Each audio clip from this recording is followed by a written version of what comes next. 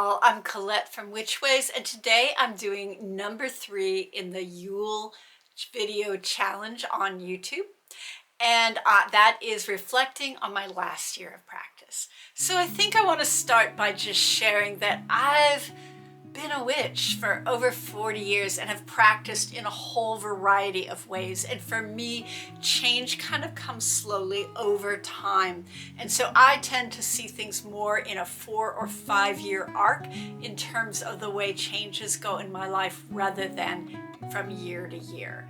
However, I can talk a little bit about that because I do kind of stop and assess, think about what I did this year, what worked for me, what worked for other people, and what I might want to shift in the coming year. And then I just let that gestate in the dark. This week is my 2-year anniversary of posting my first public ritual on YouTube.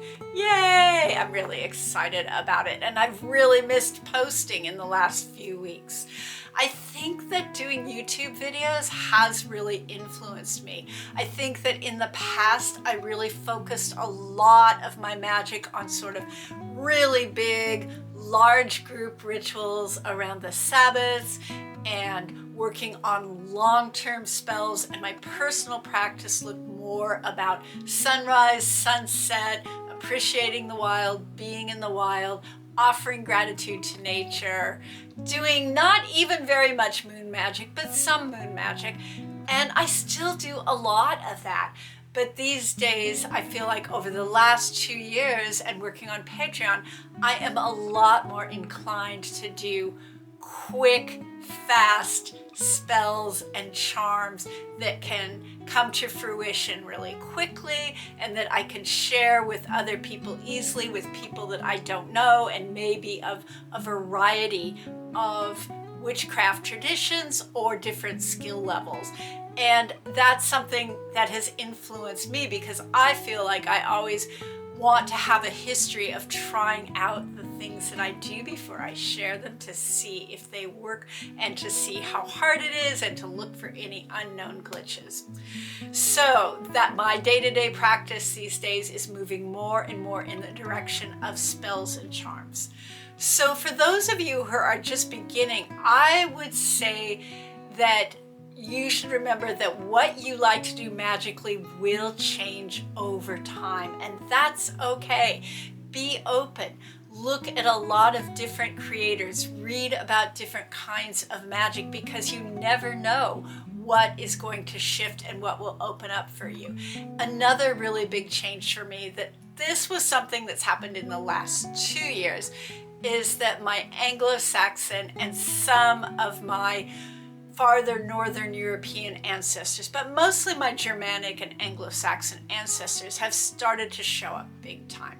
So I've mentioned this before, and this occurred when I started really working with the traditional foods that they would have eaten and including more of those in my life, like rye and barley and sheep cheese and goat cheese, and all of a sudden they were all really present in my life and wanting to offer me information and a different perspective on magic. And for a long time I was kind of hesitant to work with those ancestors because when I would do research on Germanic or even Anglo-Saxon traditions or Norse traditions especially, I'd always be 2 clicks away from landing on some white supremacist website or neo-Nazi website. And not that I'm perfect or have any of those things all figured out. I certainly do not. I'm still really working on that myself with the ways that I try to not center whiteness as the norm. However, I really don't want to support in my research or the books I buy or the websites that I visit neo-Nazism and blatant white supremacy. One of the ways that I feel that those ancestors have showed up for me and changed my practice is I have a lot of Scorpio in my chart, so I've never been sort of a fluffy bunny white light kind of witch. I've always had some depth to my practice, but I have found that my Celtic ancestors really leaned me in the direction more of storytelling and music and mythology and poetry and that sort of wispy fairy magic, where my Anglo-Saxon and Germanic ancestors are much more like, let's get down in the dirt and the blood and the gore and figure out what's going on and work a little bit with that darker magic that's deep underground, that's really a lot more primal than our earliest ancestors knew and worked with when they were living in caves and doing cave art magic. So that's one thing that has really shifted for me.